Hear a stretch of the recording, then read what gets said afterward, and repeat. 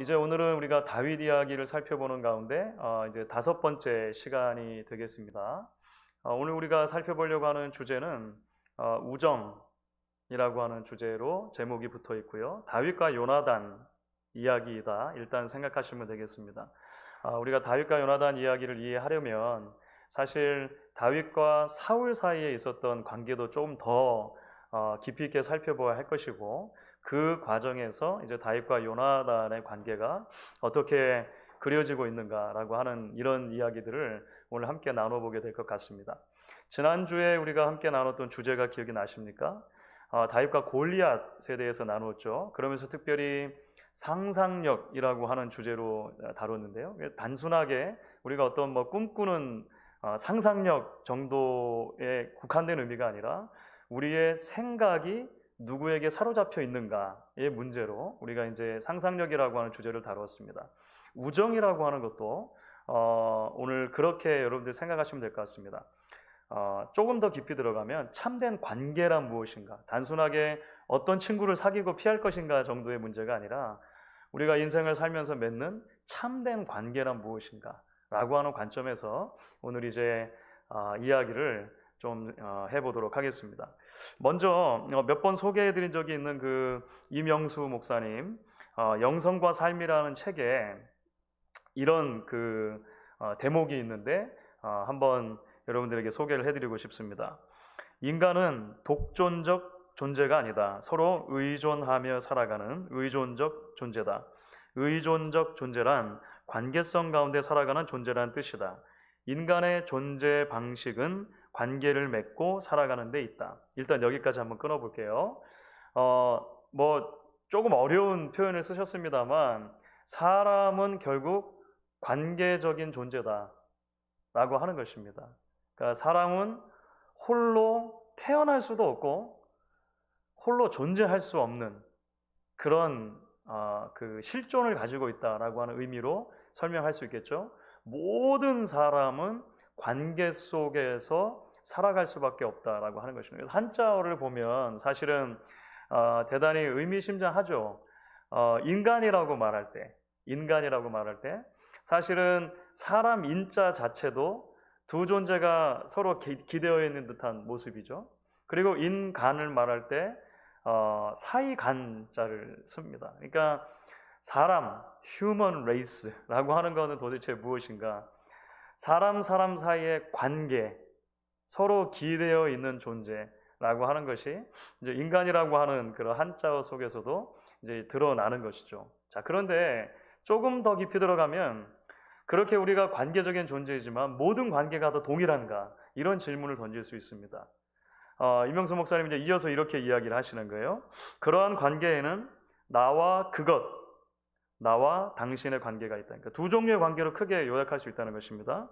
새로 태어나는 삶에서 이루어지는 관계는 나와 당신이다. 훼손된 삶에서의 관계는 나와 그것의 관계이다. 이것은 사실 이명수 목사님이 훨씬 더 유명한 다른 책을 염두에 두고 쓰신 것 같아요. 인용을 정확하게 하지는 않았지만 쓰신 것 같아요. 사실 이런 개념으로 언젠가도 제가 그 설교에서 소개해드린 적이 있는데요. 마르틴 부버라고 하는 그 오스트리아에서 태어난 그 유대계 이 철학가 사상가가 있습니다. 마틴 부버의 가장 유명한 책 중에 하나가 뭐냐면 나와 너라고 하는 책입니다. Ich und du가 원래 그 독일어 그 원어이고 영어권에서는 보통 I and thou로 번역이 됩니다. 나와 너. 사람은 그런 관계적인 존재인데 두 종류의 관계가 있다는 것입니다. 하나는 나와 너의 관계라고 하는 거예요. 나와 너의 관계는 뭐냐면 인격적인 관계입니다. 인격적인 관계. 나도 인격으로서 상대방에게 존중을 받고 그 상대방을 내가 인격으로서 존중하고, 그래서 인격적인 관계 안에서 만들어져 가는 그런 삶의 테두리들을 나와 너로 이제 설명한 거예요. 반면에 나와 그것, I, it의 관계가 있다는 것입니다. 이것은 비인격적인 관계죠. 사람임에도 불구하고 비인격적으로 무너진 훼손된 관계를 가지고 살아가는 그러니까 사람이 대상화되는 물건처럼 취급되어지는 이런 관계가 있다는 거예요. 이명수 목사님 요걸 이제 가지고 와가지고 새로운 생명의 삶, 다시 말하면 복음이 우리에게 전달하는 삶은 원래부터 있었던 나와 너의 관계, 인격적인 관계가 예수 그리스도 안에서 회복되는 것이다라고 이야기하고 싶은 거예요. 죄의 영향 아래에 있는 관계는 뭐냐면 나와 그것의 관계, 그러니까 올바른 관계가 아니라 무너진 관계라고 일단 이해를 하시면 될 것 같아요. 자, 왜 이런 얘기를 드리냐면 다윗의 인생 속에서도 우리가 이런 그 관계의 그 네트워크를 보게 된다는 것입니다. 우리가 그렇듯이 우리가 태어나서 이 땅을 살아가는 모든 날들 동안에 관계 속에서 살아가듯이 여러분 오늘도 다 관계 속에서 살다가 오셨지 않습니까? 가정에서건 일터에서건 어느 곳에선 우리는 관계 가운데 있다가 왔다는 것이죠. 다윗도 그런 관계 속에 살아가요. 그런데 다윗에게서도 그런 I, it의 관계를 경험할 때가 있었고, 다시 말하면 무너진, 훼손된 관계를 경험할 때가 있었고, 반면에 I and you, 나와 너, 인격적인 관계, 그런 회복된 참된 관계를 경험할 때가 있었다는 것입니다. 오늘 우리가 우정이라고 하는 주제 안에서 살펴보는 것이 바로 그런 거라는 거죠. 자, 그러면 다윗의 삶 속에서 이것이 이제 어떻게 나타났을까요? 위즘 피터슨 목사님이 다윗의 이야기 중에서 특별히 이제 다윗과 요나단의 장면, 사무엘상 18장부터 20장까지의 장면들 속에서 이런 이야기들을 이제 뽑아내는 것입니다. 첫 번째, 그래서 먼저 살펴보려고 하는 건 뭐냐면 무너진 관계를 어떻게 다윗이 경험했냐라고 하는 거예요. 그 무너진 관계는 다윗의 삶 속에서 사울과의 관계 속에서 이제 나타난다는 것입니다. 사울이 다윗을 어떻게 대했는가 라고 하는 관계 속에서 나타나는 것이죠. 반면에 온전한 관계, 회복된 관계는 공교롭게도 그 사울 왕의 아들이었던 요나단과 다윗과의 관계 속에서 어떻게 이런 회복된 관계가 나타나느냐라고 하는 것입니다. 자, 그래서 먼저 우리가 살펴보는 것은 이제 훼손된 관계 안에 있는 다윗이라고 하는 주제입니다. 우리가 기억해야 할 것은 이 적대감이라고 하는 현실 자체, 그러니까 너무나 많은 경우에 우리는 훼손된 관계 속에서 살아갈 수 있는 가능성이 있다는 거예요. 왜냐하면 이것이 죄의 영향이기 때문에 그렇습니다. 타락의 영향이기 때문에 그렇습니다. 그래서 첫 번째 여러분 동그라미를 보시면 적대감이라고 하는 현실 자체에 우리 모두가 놓여 있다는 거예요. 제가 먼저 읽어보겠습니다. 다윗은 적대감을 경험했다. 그리고 그런 경험은 그의 삶의 형태에 커다란 영향을 끼쳤다. 다윗의 영성, 그의 기도 방식, 그가 살아간 방식의 많은 부분은 우리가 다윗이 그 적대감을 경험하고 대처한 방식을 이해할 때에야 비로소 설명된다. 다윗은 그렇게 마치 냇가의 조약돌이 동글동글하게 이리 부딪히고 저리 부딪히다가 다듬어지는 것처럼 그렇게 살아간다는 거예요. 자, 두 번째입니다. 사랑. 특별히 하나님의 사랑은 이 세상의 기초다. 그러나 현실에서 우리는 자주 적대감을 경험하는 상황에 처한다. 모든 사람이 우리를 하나님처럼 잘 대해주지는 않는다는 사실을 깨달을 수 있을 만큼은 충분히 겪고 있다. 여러분 그렇죠? 우리가 태어나서 평생 많은 관계들을 겪는데 그런 관계들 속에서 물론 건강하고 아름다운 관계도 있지만 그렇지 못한 관계도 대단히 많이 있었을 것입니다. 때로는 내가 문제가 있어서 그럴 수도 있고 때로는 다른 사람의 문제 때문에 내 삶 가운데 관계에 어려움을 겪기도 할 거예요. 문제는 뭐냐면 하나님은 사랑이시고 그 사랑이신 하나님께서 그 사랑의 표현으로 세상을 창조하셨고 사랑의 표현으로 그 세상 안에 남자와 여자, 다시 말하면 관계 속에 살아갈 인류를 창조해 주셨는데 타락 이후로 사람은 그것을 온전히 누리지 못했다는 것입니다. 그러니까 적대감이 팽배한 사회 속에 우리는 놓여 있다라고 하는 거예요. 그러니까 아담과 하와 이야기에서 너무나 그게 잘 드러나죠.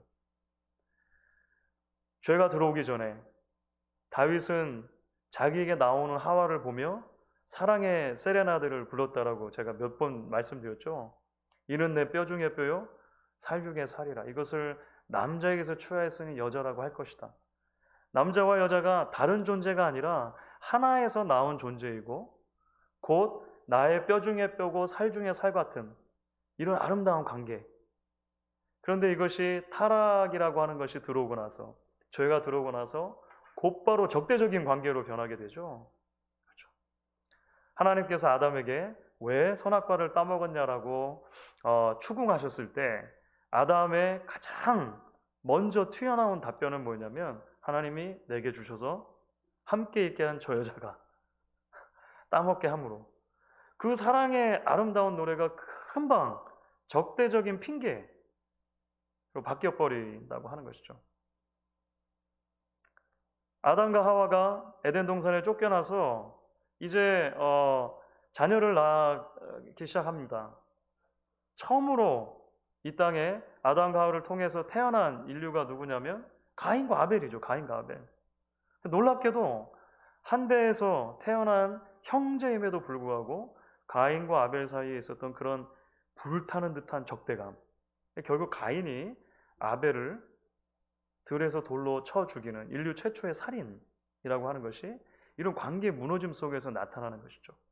우리는 이제 그런 타락한 아담의 후손으로 이 땅에 발딛고 살아가니까 이런 아담적 실존에 있는 우리들에게 이 관계의 뒤틀어짐이라고 하는 것, 그렇죠. 이 적대감이라고 하는 것은 너무나도 가까이 있는 문제인 것 같아요. 자, 다윗의 경우에 사실은 평생토록 그런 이제 여러 종류의 적대감을 경험하고 살아가요.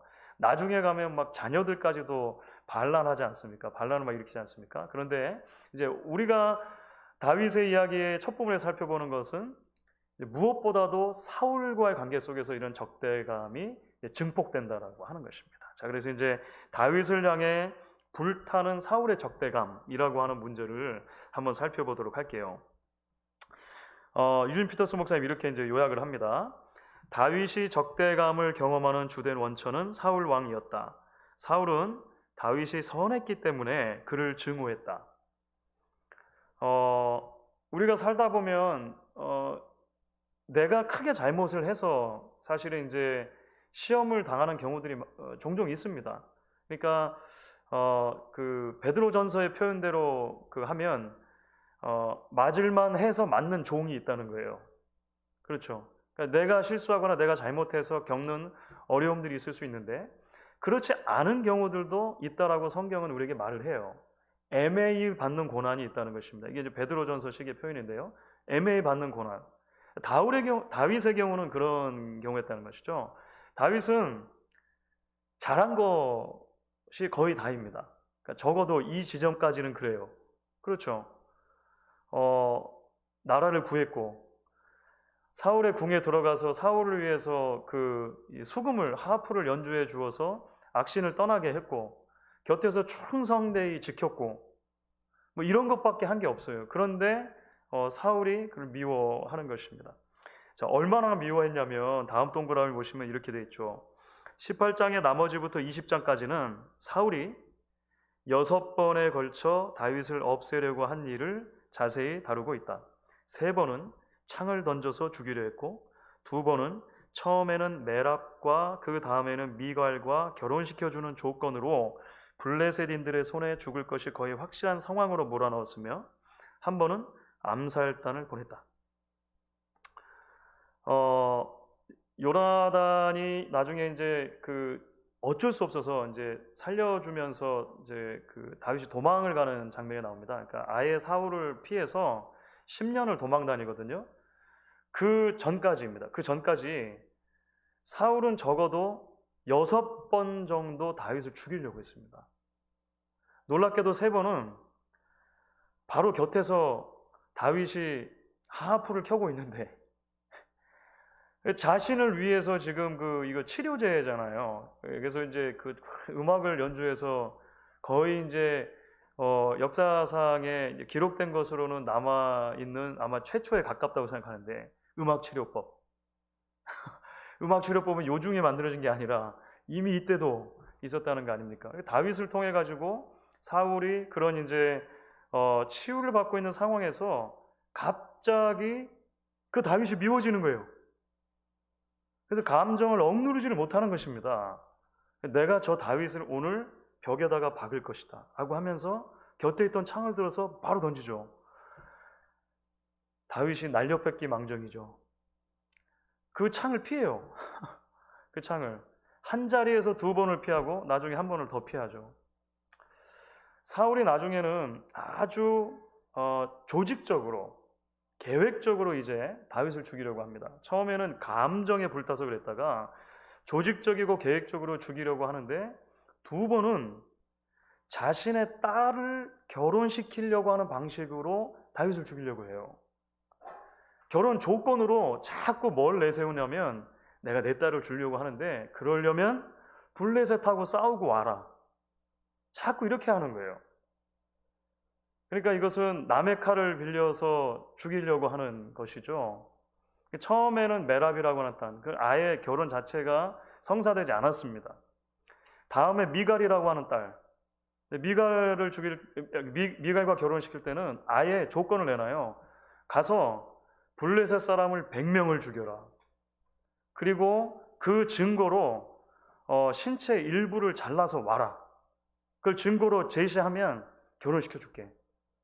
놀랍게도 다윗은 200명을 죽이고 200명의 신체 일부를 잘라갖고 왔어요. 그리고 결혼을 했습니다. 계획대로 안 된 거잖아요.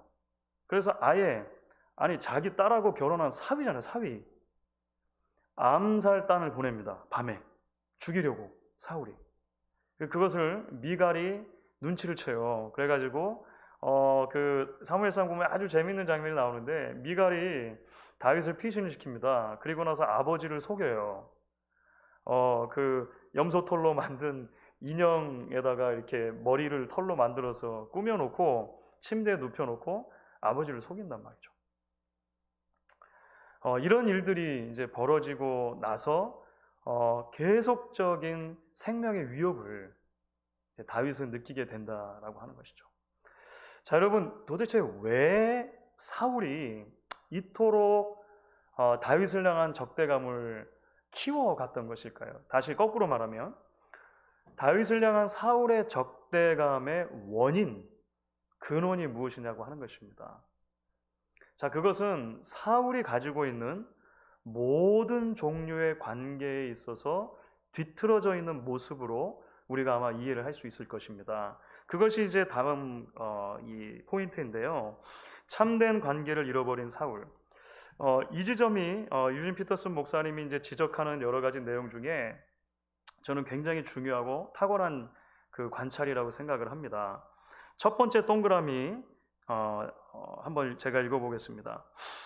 사울이 다윗을 대하는 방식은 전에 그가 하나님을 대했던 방식을 그대로 재현한 것이다. 자만으로 가득 찬 사울에게 하나님은 단지 소모품으로서 이용할 대상이었지 순종할 대상이 아니었다. 여러분 왜 사울이 그 하나님께서 그 버린 바 되었는지 설명해드렸던 대목이 여러분 생각나실 것입니다. 사울의 관심은 진정한 관계가 아니라 하나님마저도 대상화시키고 하나님마저도 도구화시키려고 했던 모습이 있었다는 것입니다. 사울의 가장 큰 문제점 중에 하나는 그것이죠. 그러니까 타락 아래에 있는, 죄의 영향 아래에 있는 인간의 뒤틀어진 관계에 대한 이해를 사울은 너무나 잘 보여준다는 거예요. 신마저도. 자, 이것이 자연스럽게 당연히 사람들과 관계에서도 나타나게 돼 있다는 것입니다. 자, 두 번째 동그라미. 여러분 이것은 한번 같이 읽어볼까요? 두 번째 동그라미 같이 읽습니다. 마찬가지로 그에게 다윗은 단지 음악적 재능과 용맹함 때문에 잠시 이용 가치가 있었을 뿐이다. 그러나 다윗의 매력과 인기가 자신의 왕권의 위협이 되자 그는 곧 불같은 질투와 증오에 사로잡힌 것이다. 그 결과 화려한 왕의 도포와 궁중의식으로 가린 자신의 영적 부패를 대조적으로 두드러지게 만드는 밝은 선을 아예 제거하기로 한 것이다. 이것이 사울의 일관된 어쩌면 관계 맺기라고 할 수 있을 것입니다. 여러분 사울 이야기를 그러니까 다윗과 함께 이런 이야기들 특별히 오늘 본문이 되는 18장부터 20장을 자세히 읽다 보면 여러분 아마 저기 충격을 받게 되실 거예요. 왜냐하면 아까 말씀드렸던 것처럼 사실은 심지어 자신의 딸들을 결혼시키는 문제에서 있어서까지도 이것을 다윗을 잡으려고 하는 도구로 사용하죠. 거꾸로 말하면 내 친딸들을 도구로 사용하는 거예요.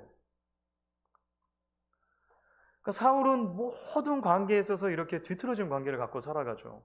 무엇보다도 하나님과의 관계에 있어서 인격적인 관계가 아닌 하나님마저도 내 이익을 위해서 사용하려고 하는 모습, 그것이 사람들과의 관계 속에서도 내 자녀까지도 다윗까지도 그렇게 관계 맺으려고 하는 너무나도 안타까운 모습을 보여준다는 것입니다. 그래서 우리가 이 대목에서 우리 모두가 다 관계 속에서 살아갈 수밖에 없다는 말씀을 드렸는데 우리의 관계 맺음은 도대체 어떤 것인가를 돌아보지 않을 수 없겠죠.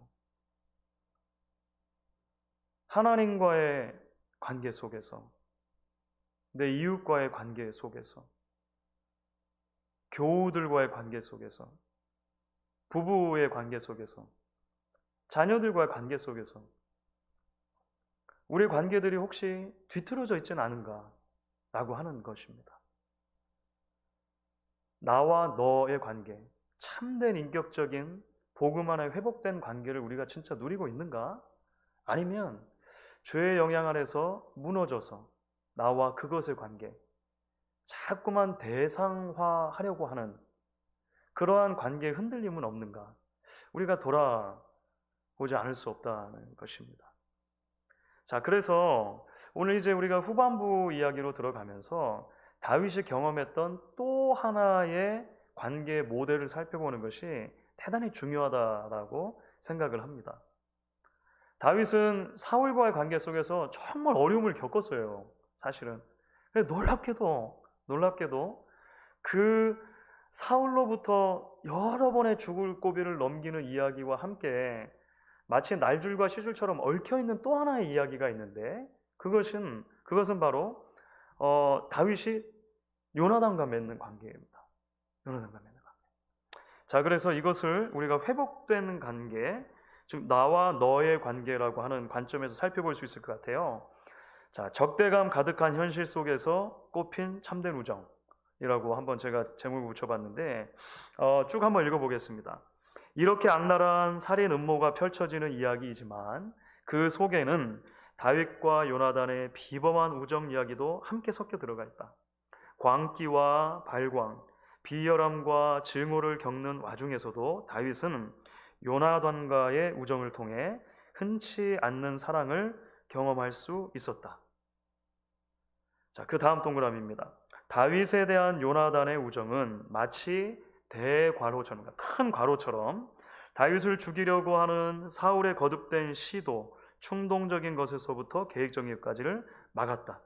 우정이 악을 막고 저지시켰다. 여러분 실제로 그렇습니다. 여러분 그 사무엘상 18장부터 20장을 읽어보시면요, 틈틈이 기회 나는 대로 요나단이 등장을 해요. 그래서 자신의 아버지가 다윗을 무고하게 해하고 죽이려고 하는 시도를 막아줍니다. 나중에 결국은 이제 그 요나단이 다윗을 도망 보내는 장면이 나와요. 여러분 그 성경에서 이 장면도 눈물 없이 읽을 수 없는 장면 중에 하나이거든요. 너무너무 그 아름다운 장면이에요. 앞으로 여기서 헤어지면 평생 볼 수 없을 것 같다라고 하는 생각이 분명히 있는 거예요. 그런데도 불구하고 이 요나단이 자신의 목숨을 걸고 다윗을 살려줍니다. 자, 그 이야기가 그 다음에 나와요. 힘겨운 상황이었지만 요나단은 다윗과 맺은 우정의 언약을 끝까지 지키며 살아갔다. 사울에게서 다윗을 도피시킨 이후 요나단은 두 번 다시 그를 보지 못했다. 그러나 다윗을 적대시하는 환경 속에서도 그는 끝까지 우정의 언약을 지키며 살아갔다. 사실 이 참된 관계, 다시 말하면 저 사람이 내게 어떤 유익이 될 것인가 아닌가를 먼저 계산하는 것이 아니라 하나님 안에서 참된 사랑을 가지고 한 인격체를 대하게 될 때, 그 사람을 있는 그대로 받아들이고 포용하게 될 때, 그리고 그 사람의 사람됨을 계속해서 그가 이룰 수 있도록 곁에서 돕겠다라고 결정하기 시작했을 때, 이 사람의 삶에도 어려움이 닥칩니다. 요나단의 삶에도 어려움이 닥친다는 거예요. 말씀드렸던 것처럼 사울은 보통 사람이 아닙니다. 자신의 딸들도 말하자면 마음껏 그렇게 이용할 만큼 그런 무서운 사람이었죠. 나중에 자신의 아들 요나단이 다윗을 도왔다는 것을 알게 되거든요. 성경에도 가끔 여러분 욕이 나오는 거 아십니까? 성경에 욕이 기록되면 안 될 것 같은데 성경에도 가끔 욕이 기록이 돼요. 물론 이제 제일 욕을 많이 하시는 분은 예수님이죠. 성경을 보면 예수님이 가장 통렬한 그런 이제 표현들을 남기셨는데요. 성경에 기록된 욕 중에 또 하나가 사울이 요나단에게 한 욕입니다. 차마 입에 담기 좀 힘들 정도로 강단에서, 예, 뭐 폐영무도한 뭐 계집의 소생아 뭐 이렇게 자기 아들한테 그렇게 욕을 해요. 다윗을 살려줬다는 것 때문에. 요나단은 많은 희생을 감수합니다. 사실은 사울이 왕이에요.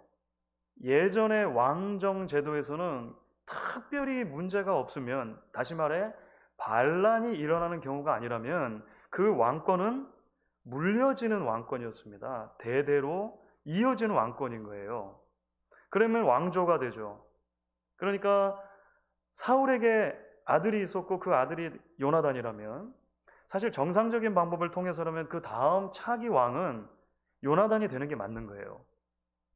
물론 몰래 다윗에게 사무엘을 통해서 기름을 부었지만, 사실은 요나단의 입장에서 보면 아버지의 대를 이어서 왕을 할 이런 모든 것을 다 포기하는 것입니다. 참된 관계라고 하는 것을 우리가 이제 여기서 이제 보게 되는 것이죠. 얼마만큼의 희생과 얼마만큼의 자기 헌신과 얼마만큼의 충성, 끝까지 그것을 지키는 것이 필요한가라고 하는 것들을 보게 돼요. 자, 그래서 유진 피터슨 목사님은 이러한 주제를 우리의 전반적인 영성이라고 하는 주제와 연결을 시킵니다. 그래서 영성과 우정이라고 하는 이제 대목으로 넘어가게 되는 거예요. 이 대목도 굉장히 탁월한 피터슨 목사님의 관찰이라고 생각을 합니다. 제가 한번 읽어볼게요. 우정은, 그러니까 참된 관계라고 생각하셔도 됩니다. 우정은 영성에서 매우 과소평가받는 측면이다. 우정은 사실 우리의 영성에 기도나 금식과 다를 바 없이 중요하다. 성례에서 물과 떡과 포도주가 사용되는 것처럼 우정은 평범한 인간 경험을 취하여 거룩한 것으로 변화시킨다. 굉장히 중요한 관찰인 것 같습니다. 자, 그 다음 동그라미입니다. 여러분 같이 한번 한 목소리로 읽어볼게요. 같이 읽습니다. 우리가 다른 사람을 위해 할 수 있는 가장 위대한 일은 그 사람의 가장 깊은 내면에 있는 것을 굳게 다져주는 것이다. 즉, 시간을 들여서 상대의 가장 깊은 내면에 있는 가장 그 사람다운 것이 무엇인지를 찬찬히 알아보고 인정과 격려를 통해 그것을 굳게 다져주는 일이다. 피터슨 목사님은 요나단과 다윗의 관계 속에서, 다시 말하면 복음 안에서, 하나님 안에서 회복된 참된 관계라고 하는 게 뭔가를 설명을 해줍니다. 그러니까 영성이라고 하는 차원에서 우정 또는 관계를 설명하는 것이죠. 그것은 기계적인 관계가 아니라 이익을 우선하는 관계가 아니라 그 사람의 사람됨을 받아들이고 그 사람의 내면에 깊이 들어가서 억지로 하거나 충동적으로 하지 않고 그 사람으로 하여금 하나님이 주신 그 삶의 이유와 목적과 의도를 다 실현해내도록 돕는 역할이다라고 설명을 해요. 다윗은 왕으로 기름을 부음 받았습니다. 사울은 그것을 인정하지 않아요. 하나님이 사무엘을 통해 다윗에게 기름 부었다는 것을 인정하는 요나단은 이 다윗이 계속해서 왕업을 이룰 수 있도록 곁에서 돕는 역할을 하는 것입니다. 그 사람 안에 있는 게 정말 무엇인지를 보고 다윗이 왕이 되면 나는 그 다음에 뭐가 될 수 있을까? 이런 걸 생각한 게 아닌 거예요.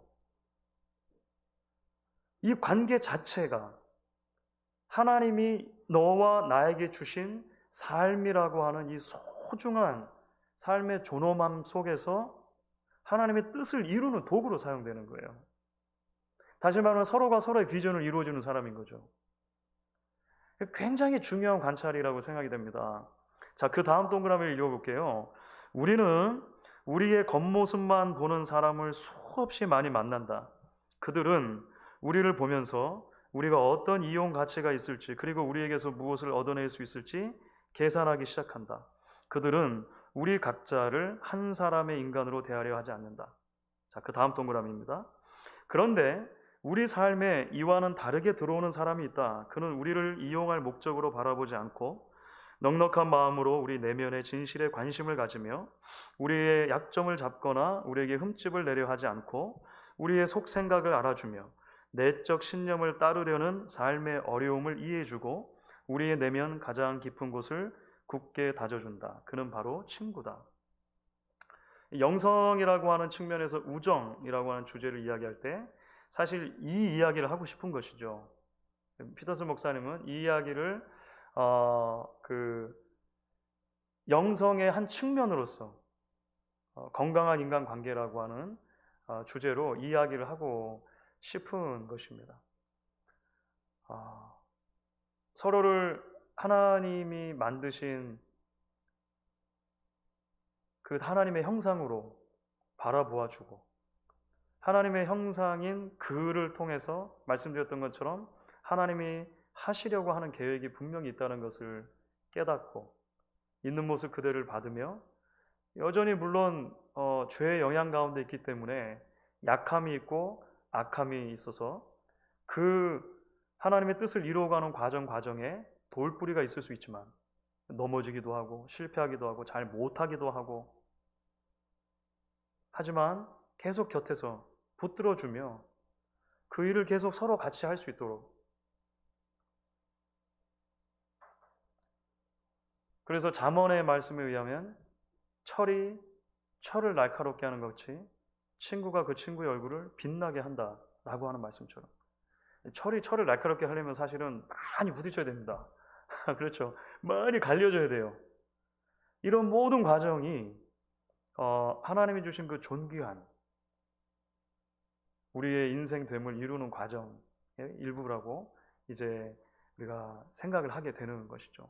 자, 그렇기 때문에 이제 보면 참된 그런 관계가 얼마나 큰 능력을 가지는가를 이제 설명을 해요. 참된 것의 능력. 악은 선을 이길 수 없다. 적의 위협은 우정의 힘에 비하면 아무것도 아니다. 싸움을 벌일 때마다 사울 왕은 더 약해지고 더 미쳐간다. 그러나 다윗은 싸움을 겪을 때마다 더 강해지고 그의 곁에는 여전히 친구가 있다. 여러 가지 일을 겪을수록 그는 점점 더 노래하는 자, 사랑하는 자, 우정 어린 친구가 되어간다. 다윗은 요나단과 맺은 우정의 언약을 통해 안전하게 보호를 받는다. 다윗의 삶을 보면 그런 삶들의 연속인 것을 보게 됩니다. 다윗도 넘어집니다. 다윗도 실패합니다. 하나님이 주신 그 거대하고 존귀한 왕업이 있는데 다윗이 항상 잘하는 건 아니에요. 나중에 여러분 다윗의 실패를 보게 될 것입니다. 그런데 놀랍게도 다윗 곁에는 그런 하나님이 보낸 온전한 관계를 계속해서 맺으려고 하는 사람들이 있어요. 사람들이 있습니다. 그리고 그들을 통해서 때로 꾸지람을 받을 때 회개하기도 하고 힘들 때 격려받기도 하고 마음이 공허할 때 사랑을 받기도 하고 그러면서 계속 성숙해져 가는 거예요. 계속해서 하나님이 원하시는 그런 일들을 이루어가는 것입니다. 그래서 이 대목에서 함석헌 선생님의 그 사람을 가졌는가라고 하는 시가 떠올랐습니다. 떠오르지 않을 수 없었던 것 같아요. 아마 언젠가도 소개해드린 적이 있는 것 같아요. 굉장히 유명한 시죠. 함석헌 선생님의 그 사람을 가졌는가.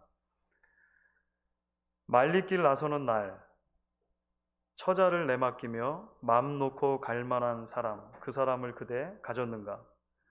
온 세상 다 나를 버려 마음이 외로울 때에도 저 맘이야 하고 믿어지는 그 사람을 그대는 가졌는가? 탔던 배 꺼지는 시간 구명대 서로 사양하며 너만은 제발 살아다오 할 그 사람을 그대 가졌는가? 불의의 사형장에서 다 죽여도 너희 세상 빛을 위해 저만은 살려두거라 일러줄 그 사람을 그대는 가졌는가? 잊지 못할 이 세상을 놓고 떠나려 할 때 저 하나 있으니 하며 빙긋이 웃고 눈을 감을 그 사람을 그대는 가졌는가? 온 세상의 찬송보다도 아니하고 가만히 머리 흔들 그 한 얼굴 생각에 알뜰한 유혹을 물리치게 되는 그 사람을 그대는 가졌는가? 이게 그 함석헌 선생님의 그 사람을 가졌는가라고 하는 시의 전문입니다. 읽을 때마다 좀 새롭게 다가오는 그런 시인 같습니다. 어떻게 읽으면 나에게는 정말 그런 사람이 있는가? 그런 친구가 있나? 그런 동료가 있나? 그런 동지가 있나? 라고 질문을 던지게 되기도 합니다. 또 어떨 때는 누군가 나를 생각하면서 그렇게 생각해 줄 사람이 있을까? 나는 누군가에게 이런 사람인가? 라고 스스로를 돌아보며 자문하게 되기도 하는 것 같습니다. 그러니까 읽을 때마다 여러 가지 얼굴을 가지고 이 시는 다가오는 것 같아요. 사실 우리가 여기까지 이제 관계에 대한 이야기를 했는데 저도 알고 여러분도 알고 있습니다. 사실 우리가 이 땅에서 맺고 살아가는 많은 관계들은 사실 너무나도 많이 죄의 영향 아래 놓여 있는 왜곡된 관계들이라고 하는 것입니다. 우리는 이 땅을 살아가면서 너무나도 많이 믿었던 사람에게 발등 찍힙니다.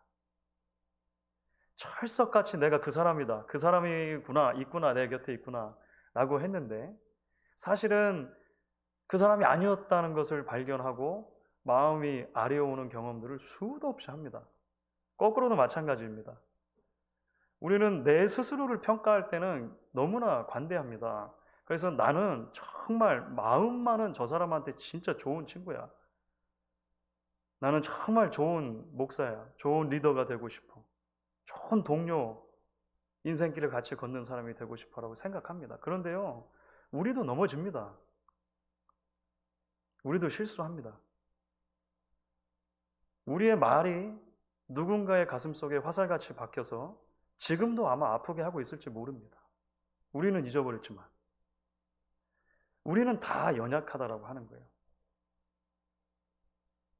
자, 여러분, 그래서 우리는 죄의 영향 아래 살아가는 뒤틀린 관계 속에 살아갈 수밖에 없는 존재라고 하는 것을 깨달을 때 복음의 메시지가 우리에게 비로소 크게 다가오는 것입니다. 여러분, 예수님께서 주신 복음의 메시지 가운데 핵심 중에 하나는 뭐냐면 예수님이 스스로를 친구라고 말씀해 주시는 대목이 있습니다. 스스로를. 그런데 그 배경이 어떻게 되냐면 요한복음 10장 그리고 15장 이런 배경 속에서 나오는데요. 쭉 한번 그 흐름만 한번 따라가 보도록 할게요. 요한복음 10장 11절에서 먼저 예수님이 이렇게 말씀하셨거든요.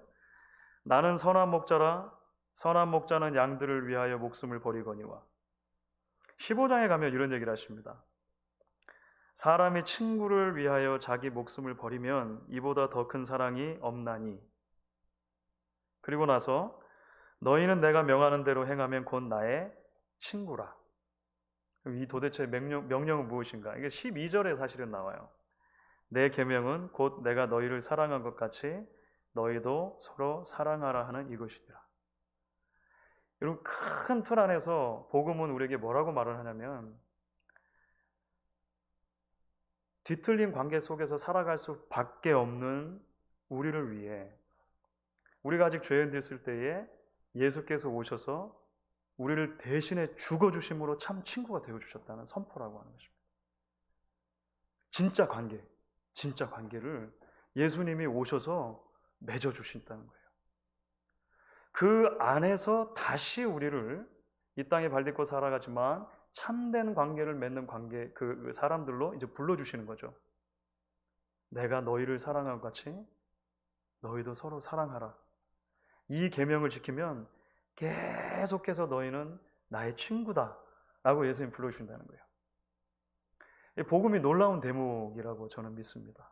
우리가 이 적대감 팽배한 사회 속에서, 시대 속에서 참된 관계를 외칠 수 있는 이유는 이 복음 때문이라고 믿습니다.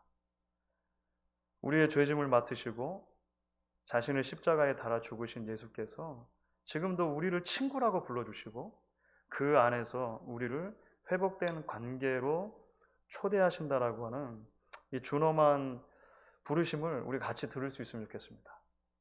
여전히 부족하지만, 여전히 연약하지만 포기하지 않고 우리 이웃의 곁을 지켜줄 수 있는, 그 곁으로 다가갈 수 있는 저희가 되기를 오늘 말씀을 통해 기대하면 좋겠습니다. 그래서 마지막 결론으로 언젠가 말씀드린 것처럼 인디안 속담에 이런 속담이 있는데요. 친구는 내 슬픔을 등에 지고 가는 자이다. 유진 피터스 목사님은 이런 이야기를 했습니다. 우리가 굉장한 일을 하는 것은 특이한 일이 아니다. 우리가 선한 일을 하는 것도 특이한 일이 아니다. 그러나 그것을 계속하고 유지하는 것은 특이한 일이다.